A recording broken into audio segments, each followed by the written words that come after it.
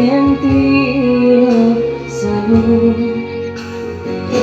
Y los libres del mundo responden: ay, gran pueblo argentino, salud.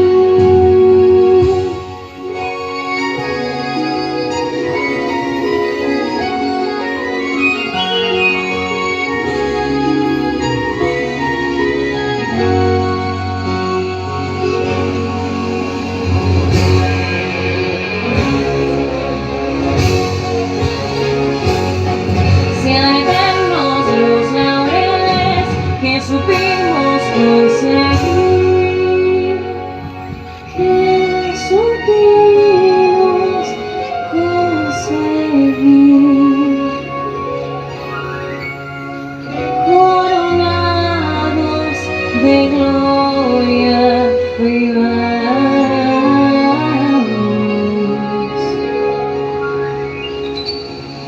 Oh, juremos con gloria morir, oh, juremos con gloria morir, oh, juremos con gloria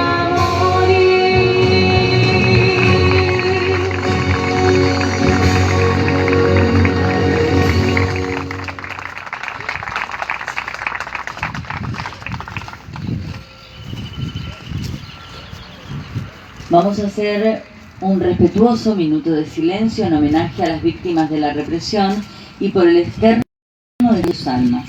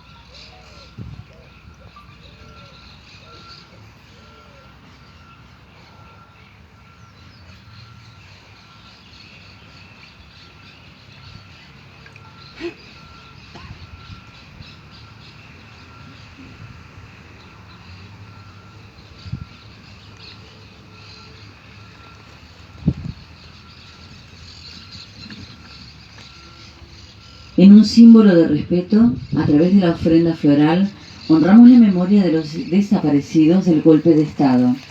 Invitamos al intendente municipal, ingeniero José Luis Salomón, a familiares de desaparecidos y concejales presentes a dejar la ofrenda floral en el monumento en homenaje a los 30.000 desaparecidos.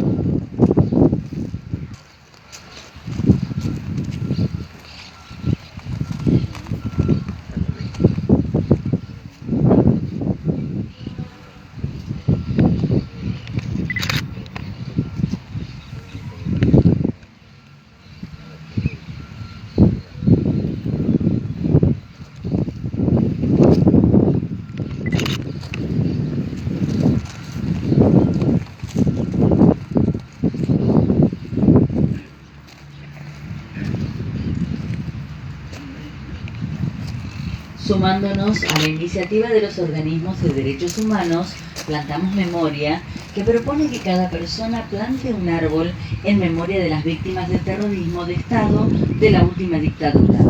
Invitamos a plantar un roble sedoso en el pasaje de la memoria al intendente municipal José Luis Salomón, a Luis Perrier, hermano de Lucía Perrier, desaparecida, a Alberto García, hermano de Luis García, desaparecido, a Julio Pedraza y Ana María Montes, hijo y mujer de Horacio Vital Pedraza, desaparecido, a Soledad de Galíndez, hija de Eduardo Galíndez, desaparecido, preso político, a un representante del bloque del Frente de Todos y a un representante del bloque Juntos por el Cambio.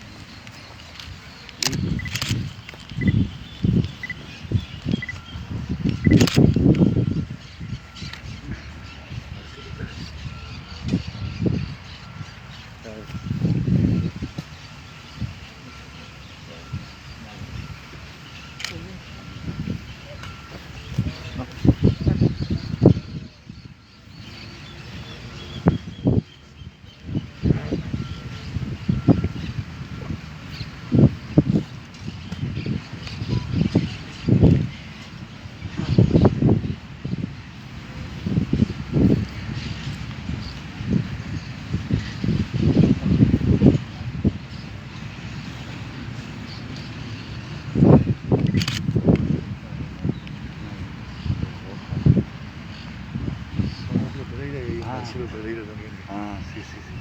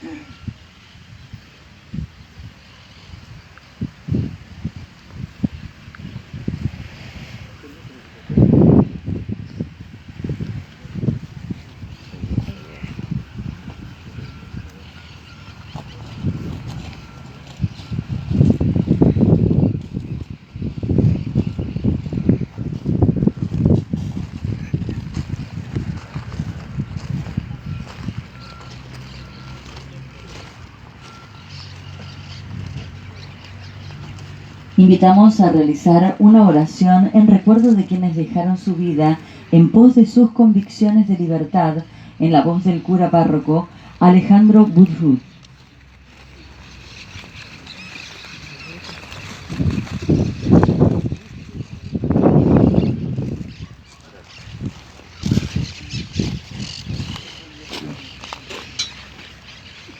A ver si se escucha.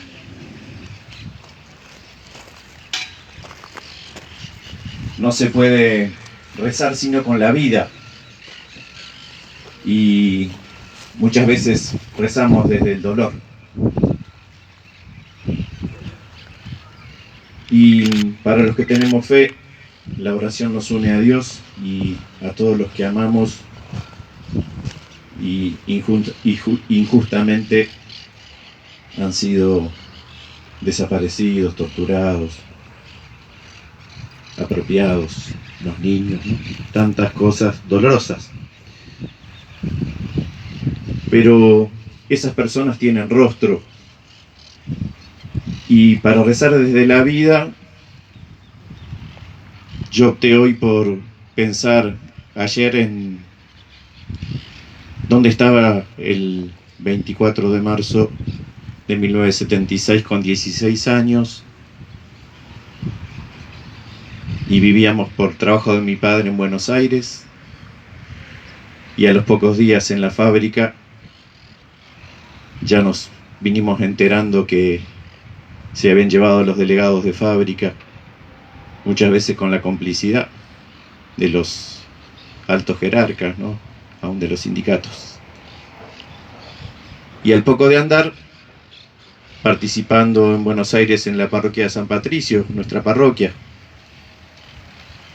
donde los curas nos habían enseñado el amor a Dios y a los pobres en la villa de Belgrano, donde habíamos caminado siempre aprendiendo el valor de las instituciones, la democracia. Había que escuchar las homilías del padre Alfie Kelly, hombre de Dios. Y en 4 de julio, tempranito, suena el teléfono en casa y nos avisan que habían matado a los curas. El párroco, tu párroco, lo habían matado. Y a otros 2 también. Alfredo, Liden, al padre Dufo, 2 seminaristas. Y cómo no, rezar desde ahí. Esa es la vida nuestra. Y ahí comenzaron también, cuando ibas a la escuela, te bajaban por ahí del colectivo, te ponían contra una pared y te apuntaban para hacerte tener terror. Y los curas amigos tenían que andar de un lado para otro escondiéndose. Y así que fue que emigramos a Tandil. Y en Tandil trabajamos con los comedores, con los carmelitas. Y apareció la CIDE a revolverle los libros y a ver qué hacíamos en el comedor y por qué ayudábamos a los pobres. Y ya llegando al seminario, tengo la alegría de encontrarme con el padre Raúl Troncoso, que venía de Santa Fe, había estado 5 años preso, 2 desaparecidos, 3 de Magdalena. Y Raúl, que vive en Tandil, siempre fue, gracias a Dios, mi acompañante espiritual, ¿no? Al que le debo mucho de mi sacerdocio, ¿no? Y qué lindo verlo salir de esa tortura y con la alegría del Evangelio vivir una vida entregada a los pobres, por la justicia, por la verdad, por construir la democracia, por hacer realidad la paz, por saber perdonar. ¿Qué me queda de todo esto para rezar? Algo muy lindo.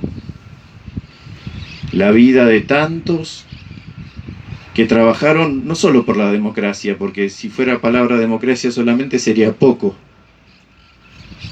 que trabajaron por un sistema republicano, con división de poderes, con la política al servicio del pueblo, que trabajaron por la justicia social, que trabajaron por la pobreza. Por eso elegí hoy rezar la oración por la patria, desde este lugar, desde este corazón joven que vio con tristeza cómo se llevaron a sus curas, ¿no? Pero vio también cómo esos curas dieron lo mejor, como Angelelli, como tantos que dieron su vida para construir una patria de hermanos. Por eso decimos nunca más al terrorismo de Estado, ciertamente, pero también tendríamos que decir nunca más contra el sistema republicano o la Constitución, y también nunca más pobreza ni miseria, porque ojalá que nuestra democracia, y por eso rezamos hoy también, sea una democracia que nos lleve a construir cada día más una república donde no haya miseria, donde no haya pobreza. Por eso rezamos hoy y honramos a aquellos que creo que con sus ideales buscaron esto. Ayer lo decía Eduardo, ¿no? Yo tuve la dicha de poder acompañarlo todo este año, Eduardo, ¿no? Y charlamos muchas veces Yo le contaba de Raúl, él me contaba de sus cosas.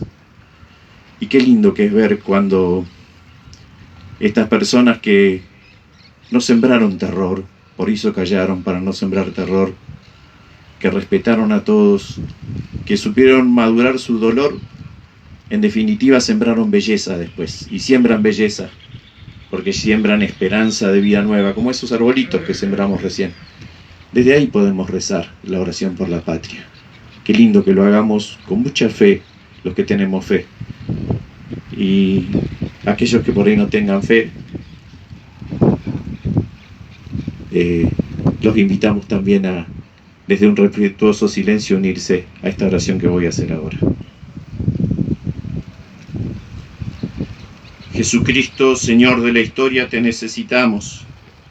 Nos sentimos heridos y agobiados. Precisamos tu alivio y fortaleza. Queremos ser nación, una nación cuya identidad sea la pasión por la verdad y el compromiso por el bien común.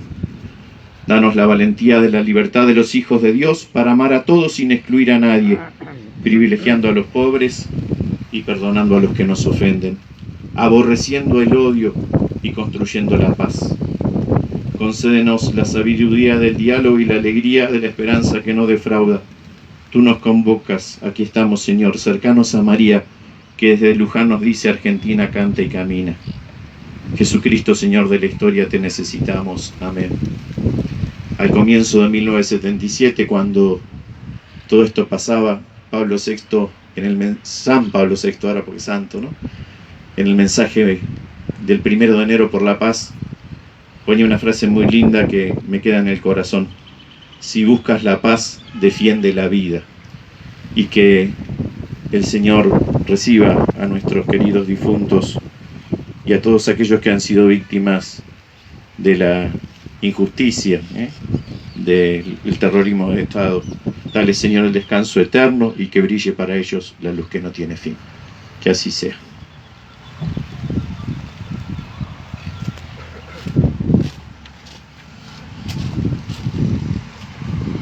En primer lugar, vamos a escuchar a Luis Perrier, hermano y cuñado de Lucía Julia Perrier de Furrer, esposa de Néstor Valentín Furrer, de 21 y 27 años respectivamente, ambos desaparecidos, secuestrados en Necochea el 4 de febrero de 1978.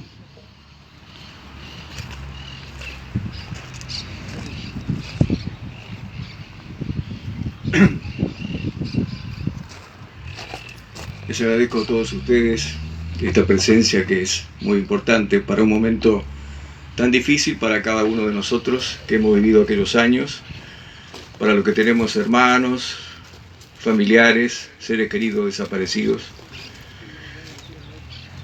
Hoy es un día, en lo personal, en donde la reflexión es muy importante. En todos estos años, siempre en esta fecha y más adelante también, me abstraigo de todo lo que hace a cualquier actividad, a mi ocupación, porque también busco ese momento para internalizar todo esto que hemos vivido. No es sencillo para ninguna generación tratar de entender lo que fue aquellos momentos en donde la vida no valía absolutamente nada. Nada. Nada. Vivíamos con el terror, con el miedo, sabiendo que probablemente alguien que estaba al lado nuestro podría ser un buchón, un soplón. Vivíamos con ese temor, con esa angustia. Mi padre, vinculado a los medios de comunicación, mi familia paterna, mi familia materna, la familia que había constituido, la familia de mis hermanos, todos vivieron ese azote. Fue algo que se puede contar con palabras, pero no alcanza. Yo cada vez que imagino que mi hermana y que mi cuñado, yo tengo 2 desaparecidos. 2, me falta 1. Mi hermana, mis 2 hermanos, Lucía, Julia Perrier y Néstor Valentín Furre, 2 miembros de mi familia. Y los visibilizo de esta manera para que tomemos conciencia de que nadie puede quedar afuera de este contexto. Ni un sobrino, ni un vecino, nadie. Porque en esto nos debemos todos una sincera recapacitación de qué rol jugamos en la sociedad. ¿Para qué nos podemos prestar? Si nos prestamos para amar al otro o para dañar al otro. Las políticas de Estado que se han desarrollado en los últimos 30, 40 años han servido para que de a poco vayamos tomando conciencia de nuestra responsabilidad social y como ciudadanos. Más allá de nuestras ideas. Uno puede ser peronista, otro puede ser radical, otro puede ser del PRO, otro puede ser comunista, troquista, lo que sea. Conviví en la facultad con miembros que eran del Partido Comunista, troquistas, socialistas, peronistas, Franja Morada, Juventud Peronista. Cada uno con sus ideas. Llegamos al centro estudiante y no nos matábamos. Dialogábamos, tomábamos mate, compartíamos ese momento. Pero parece ser que alguien, en algún lugar de este mundo, utilizó precisamente ese pretexto del encuentro ideológico para desencontrarnos. Y ese desencuentro ideológico es perverso, porque en realidad, en el fondo, no hay un desencuentro. Hay ideas llevadas y transformadas en ideología. Transformar eso para el bien común, para el bienestar de todos, es una tarea que en el fondo a todos nos mueve. Quienes pueden tener ideas liberales, pueden tener ideas republicanas. Eso es lo vasto de este mundo de las ideas. Podemos hablar de Alfonsín, de Adam Smith, podemos hablar de Mao, podemos hablar de quien se nos antoje, pero eso no nos puede dividir, no nos puede distanciar, nos puede alejarnos unos de otros porque pensamos diferente. Lucía y Néstor pensaban diferente, eran del Partido Comunista. Y por esa militancia política fueron perseguidos. Fueron secuestrados, fueron torturados. Y las torturas, ¿qué eran? Simplemente tortura, porque la palabra tortura parece que es eso, tortura. ¿Qué nos imaginamos? Y la imaginación no alcanza. Las mujeres manoseadas, vejadas, violentadas sexualmente, picana eléctrica, la parrilla, submarino, luces encendidas toda la noche para que no pudieran dormir, encapuchados. Imaginémonos cualquiera de nosotros en esa escena. ¿Cuánto duraríamos? Pero a alguien se le ocurrió que eso era posible. Y no fue un experimento argentino. Ya venía siendo utilizado en Argelia, en otros lugares del planeta. Pero alguien pensó de que de esa manera se podrían frustrar todos los intentos de que a lo mejor con los jóvenes pensantes de aquellos años podría llegarse a una transformación inclusiva de todas y todos los ciudadanos en la República Argentina o en cualquier lugar del planeta. Y ese diseño diabólico vino de Estados Unidos. Entonces hay que hablar con propiedad, con conocimiento de causa. No ponernos nosotros en anti-norteamericanos, porque el ciudadano norteamericano no tiene la culpa. Pero hay sí gente muy poderosa que es capaz de llevar y diseñar todo esto. Y le pasa a los mismos norteamericanos adentro. Cuando actúa una agencia de este lado, otra agencia de este lado, y si lo mataron a Kennedy, cualquiera en este planeta puede ser asesinado. Y lo hicieron, mataron a Luther King. Y si nos remontamos a la Biblia, Padre, Jesús lo terminó en una cruz. Entonces, podemos nosotros, sí, en este momento desahogarnos y volcarnos a tener una mayor expresión de humanidad y de sentimiento y de amor hacia los otros. Pero yo no me puedo olvidar, porque imagino lo que pasó mi hermana, lo que pasó mi cuñado, que estuvieron en el peor sitio que uno puede imaginarse. Fueron secuestrados en la casa de un amigo de ellos, también miembro del PC en Necochea, y llevados a la base naval de Mar del Plata, el peor sitio signado por la violencia en la República Argentina de aquellos años. Sala de usos tácticos, habitaciones de 1 metro por 50 y la tortura a las 24 horas del día. Los que pudieron zafar de esa situación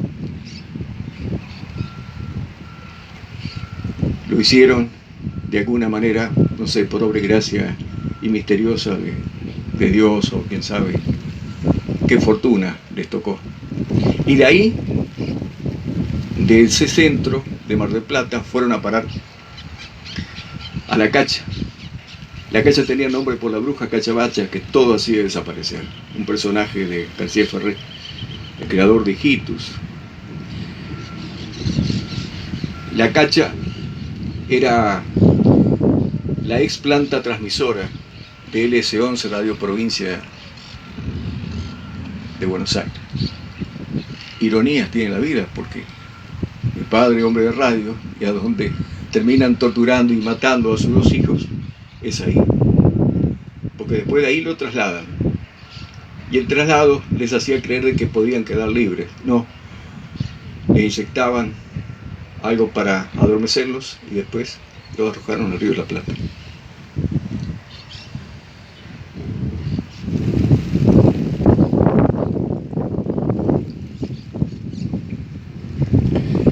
Mi padre sufrió, mi familia sufrió en carne propia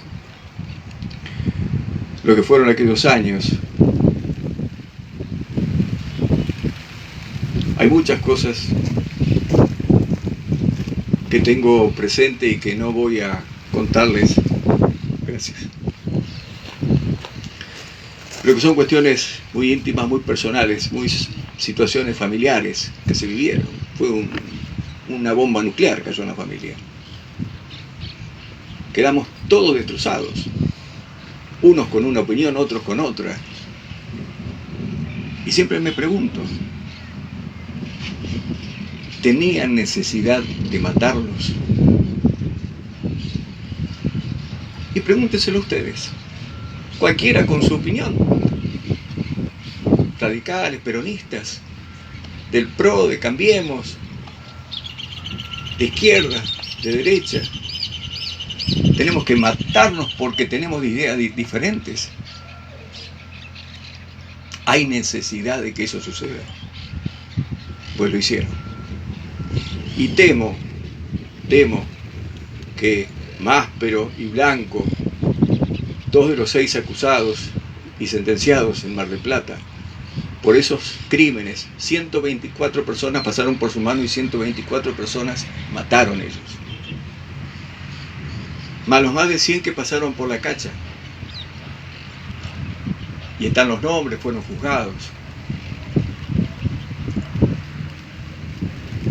Yo el dolor lo llevo dentro. Y será hasta el final de mis días. Consuelo no tengo. Pero entre el amor y el odio elijo el amor. No puedo perdonarlos. Yo siempre digo que los perdone Dios. No está en mí perdonarlos.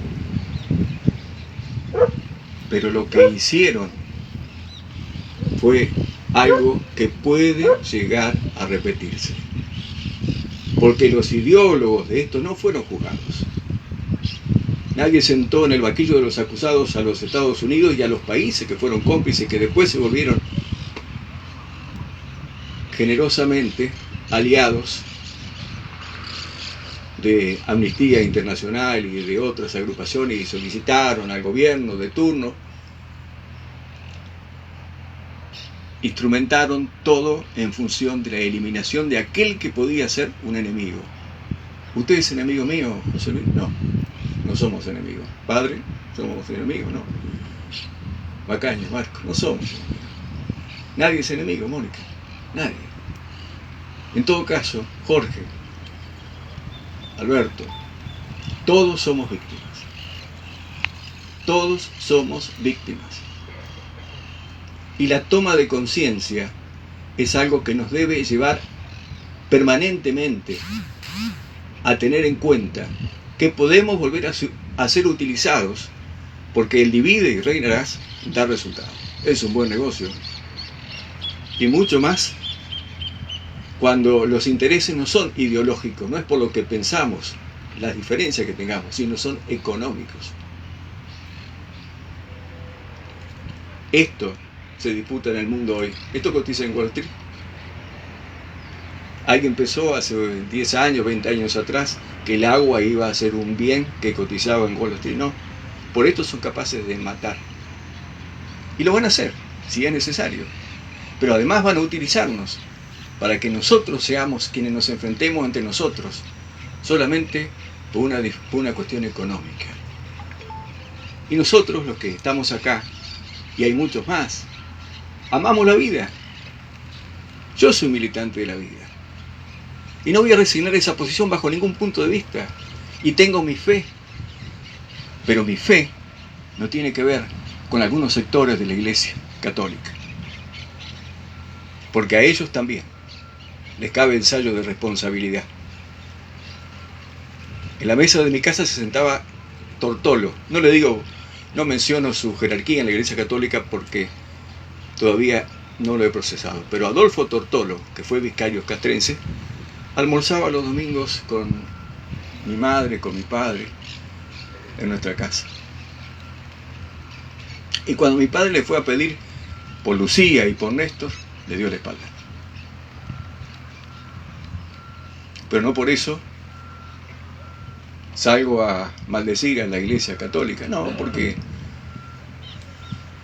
cada uno en este mundo sabe dónde se para y con qué intereses se maneja, pero no tenemos que olvidar ninguno, más allá de lo que tengamos como ideología o como idea, de que estamos signados para el bien común, para el bienestar de todos. Políticas de cualquier naturaleza pueden surgir, ideas las hay, pero no estamos divididos, ni estamos enfrentados, ni somos enemigos. Yo les pido a todos, por la memoria de todos ellos, por la memoria de Luis Daniel, de Lucía, de Néstor,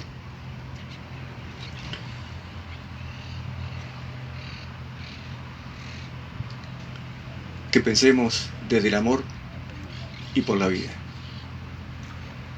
Y nunca más. Nunca más, Alberto. Nunca más. José Luis. Gracias.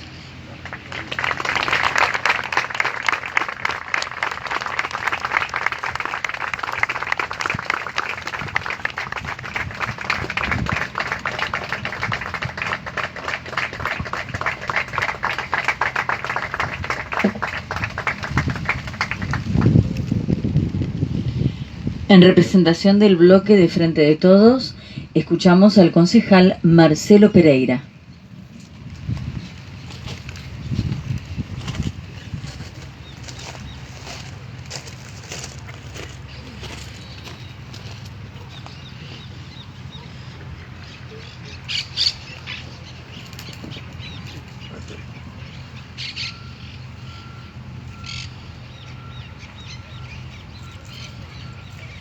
Buen día. Difícil continuar después del testimonio tan conmovedor de Luis. Alejandro nos preguntaba a cada uno dónde estábamos aquel 24 de marzo de 1976. Yo me recuerdo sentado en el piso jugando con autitos, y mis padres, con cara de preocupación junto a la radio familiar, escuchando los comunicados de la Junta. 45 años es mucho tiempo en la vida de un hombre, pero 45 años son apenas un suspiro en la historia de un pueblo.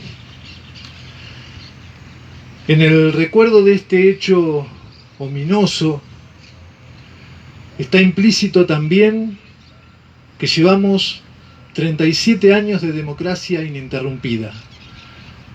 37 años que con nuestros más y nuestros menos hemos logrado sostener el nunca más y debemos seguir sosteniéndolo.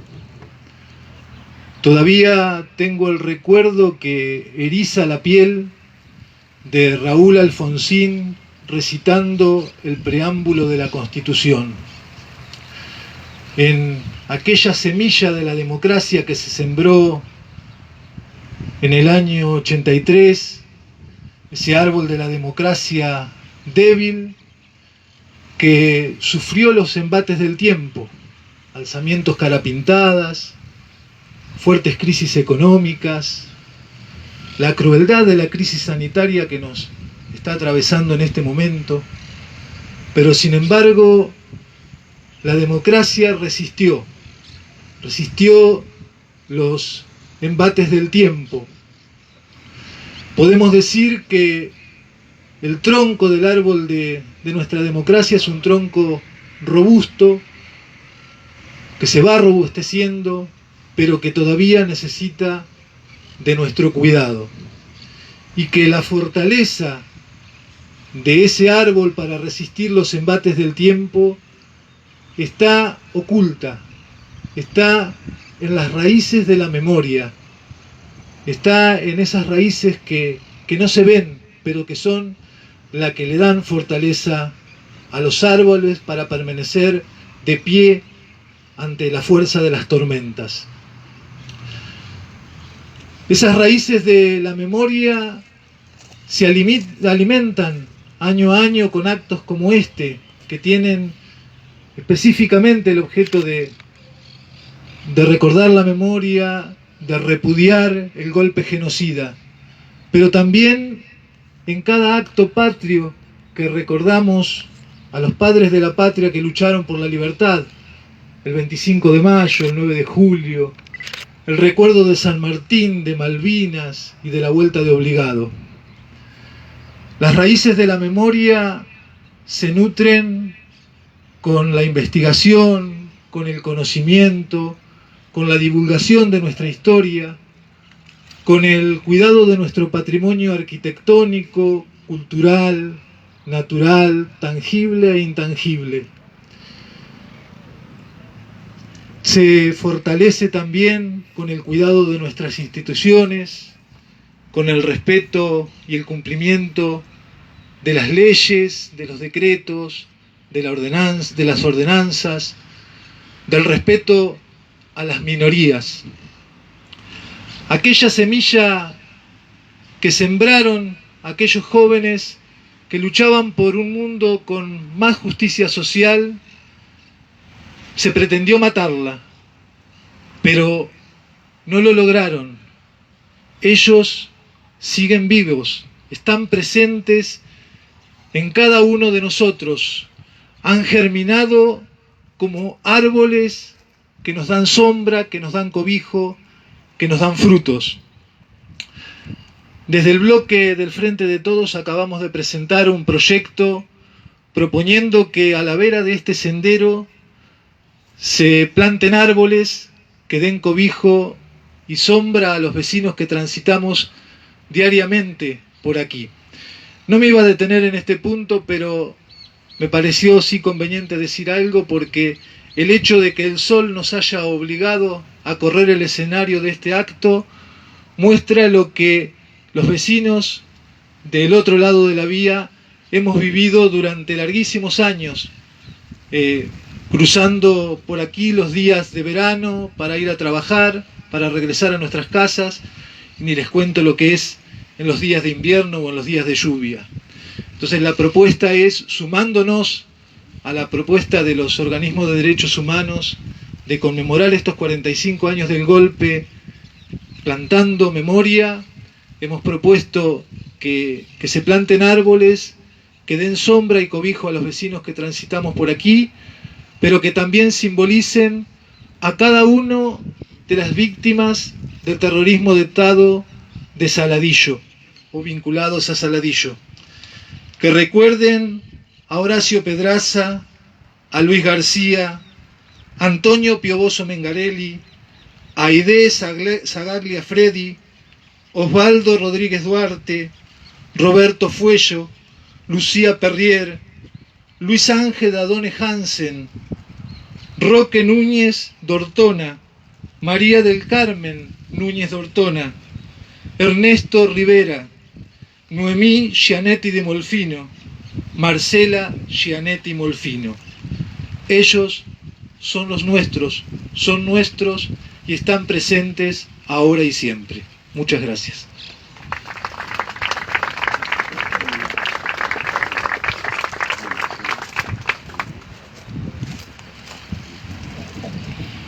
En representación del bloque de Juntos por el Cambio, escuchamos a la concejal Victoria Iranieta.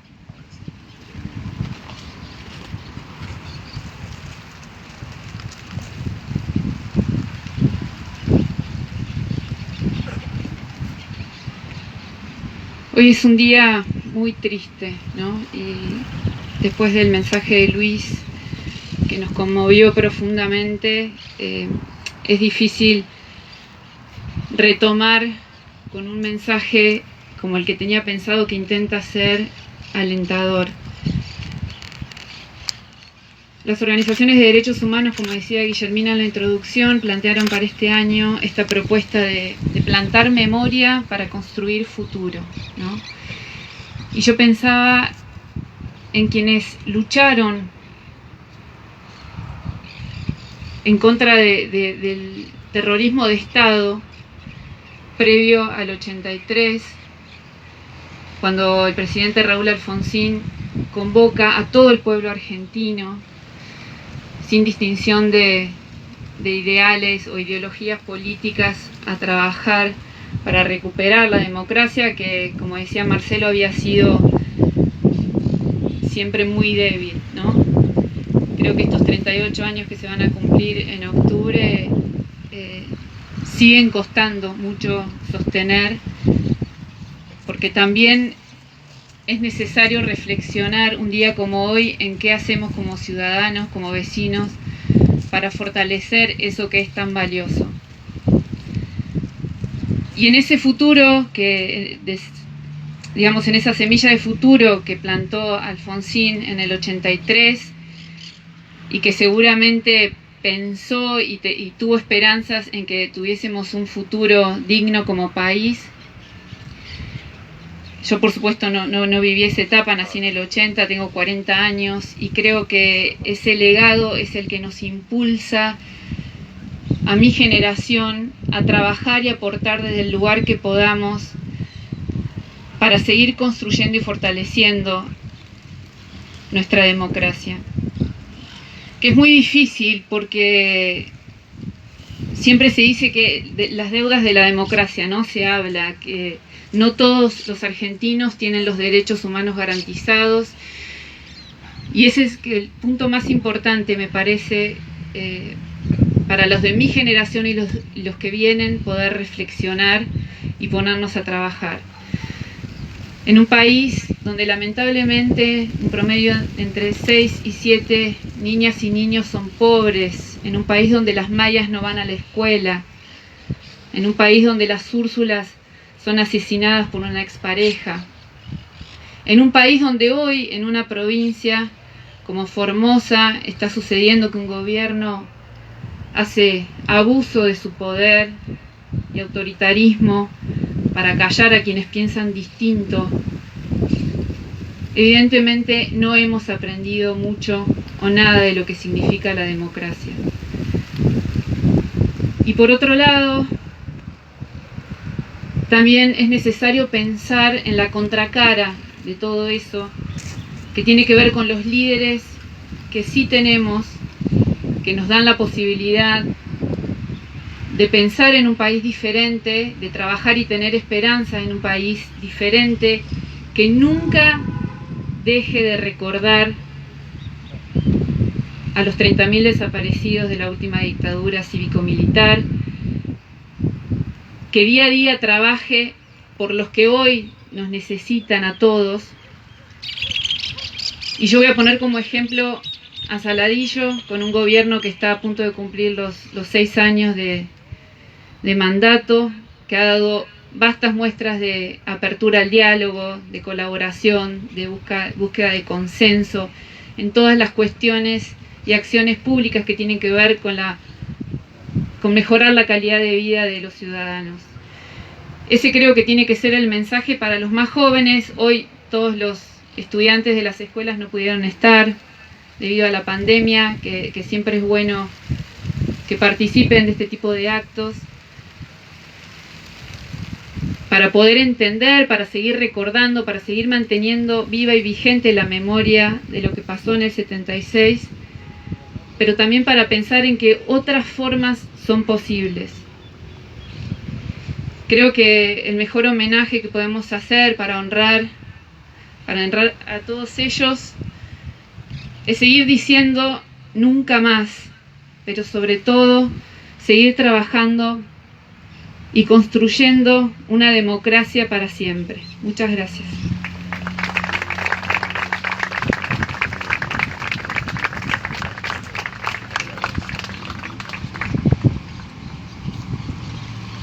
La memoria nos ayuda a iluminar el presente y a generar el futuro en la vida de los pueblos. A continuación, el intendente municipal, José Luis Salomón, nos dirigirá unas palabras.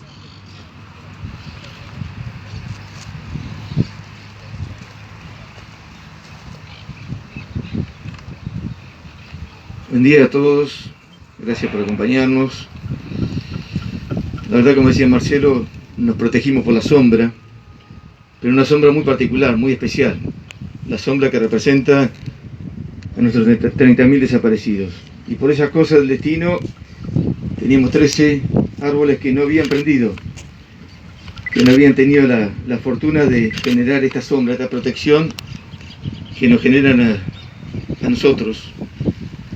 Y en estos días tomamos la decisión de plantarlos, porque esas cosas del destino también representan a estos 13 desaparecidos, estos 13 saladillenses que hoy reconocemos aquí. Alejandro se refería a su historia de vida, nos dejaba un testimonio desde una mirada familiar, pero también de acción vinculada con lo social. Luis nos sorprendía una vez más, como lo hace habitualmente, con su vivencia personal, con esos dos familiares tan cercanos que hoy no pueden disfrutar parte de la vida. Marcelo contaba también su experiencia personal y Victoria hace una referencia de los momentos que estamos viviendo y también del pasado. Ayer terminamos la jornada cantando el himno nacional en la vigilia que habitualmente se hace, y una vez más, en el transcurso de esas 3 horas, escuchamos parte del testimonio del Pidio, de Eduardo Galíndez, alguien que no conocíamos, alguien que, como se dijo aquí, intentó luchar por sus derechos, por los derechos de los trabajadores, algo tan común, tan normal en los momentos que nos toca vivir. Algo tan simple, decir, bueno, yo quiero y reclamo y voy a hablar con tal dirigente, tal autoridad, la máxima autoridad si es necesario, golpeo la puerta, y a nadie se le ocurre, como decía Luis, a nadie se le ocurre tener que matar porque alguien esté reclamando o porque esté pensando distinto. No entra en nuestras mentes. Creo que esa ha sido la mayor construcción de esta democracia. Entender que tenemos que aprender a convivir, a compartir el poder efímero que nos otorgan los ciudadanos por muy poquito tiempo. Bastaron 7 años para hacer el desastre más grande de la historia de la Argentina. 7 años. Cuando la mente es perversa, cuando la mente no toma conciencia de sus propios límites, es capaz de hacer cualquier cosa en un segundo. En un segundo se mata, en un segundo se tortura, y en 7 años se destroza una sociedad. Y seguramente quedaron en nosotros secuelas de esos 7 años tan duros y tan trágicos de la historia de la Argentina. Nos cuesta reivindicarlos. Cada 24 de marzo nos cuesta escuchar los testimonios, pero cada 24 de marzo sumamos testimonios que nos hacen entender aún más esa etapa de la vida. Algunos no vivieron porque no habían nacido, otros vivimos en etapa adolescente, otros vivieron en etapa contemporánea, entendiendo mucho más aún todavía lo que pasaba. Cuando Elpidio contaba su historia personal, que le costó 50 años para transmitirlo, y no porque quería martirizarse, todo lo contrario, ni siquiera su propia familia se lo contaba, era un desahogo en un momento muy particular de su vida.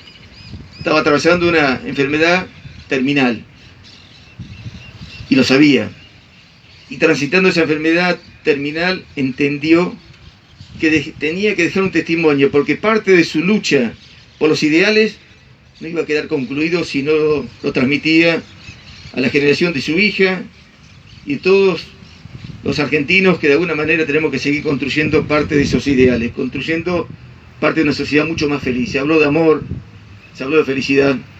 Ese es el verdadero patrimonio intangible, el que no vemos, pero sí notamos. Cuando vemos una mirada triste, como nos pasaba el otro día cuando estábamos en el hogar de tránsito, cuando vemos que algo pasa, algo sucede, lo que falta es amor, lo que falta es felicidad, se percibe. Y creo que lo que nos pasó como argentinos fue perder eso. No solamente perder la democracia se llevó consigo mismo la felicidad de un pueblo. Elpidio nos dejó ese mensaje de que nunca es tarde para dejar y para transmitir lo que tenía que transmitirnos, para tratar de que él podría recuperar la paz para descansar eternamente y la felicidad de su familia, de sus amigos, de sus íntimos, para entender por qué había sido tan duro, por qué había sido tan exigente